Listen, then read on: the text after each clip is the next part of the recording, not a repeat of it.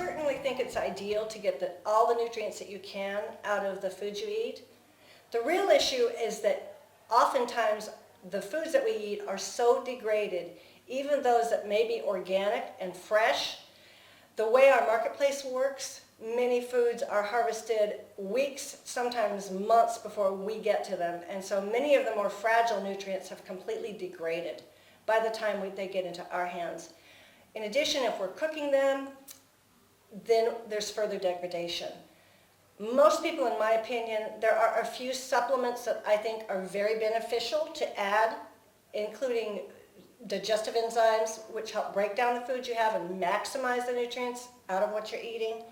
And then the second type of supplement that I think is incredibly beneficial is just a really powerful whole food supplement that's going to be something that is a food that's just very concentrated. So it's not going to be synthetic. It's not going to be isolates.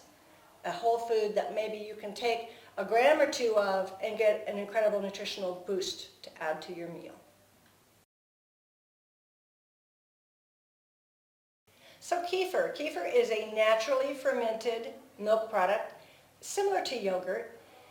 Kefirs have different levels of probiotics in them.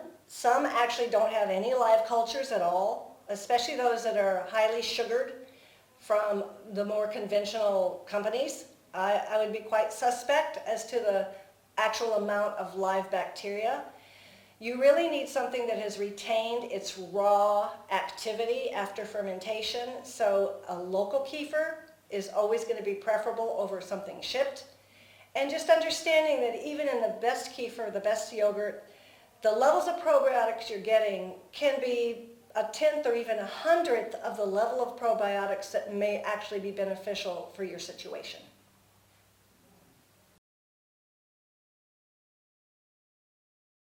There are unfortunately a lot of supplements out there that are now claiming to have the best, the most researched, and they're all different.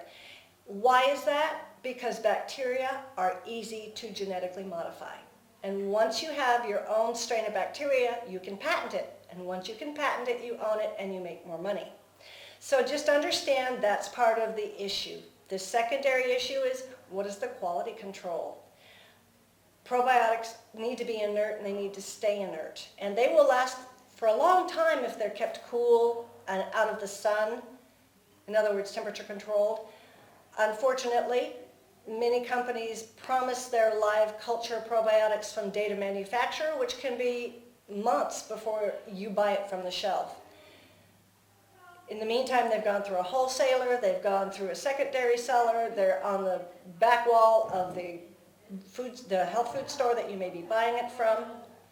I recommend that you do your research and try to find one that is going to be live and promised live cultures from the date of purchase, not the date of manufacture.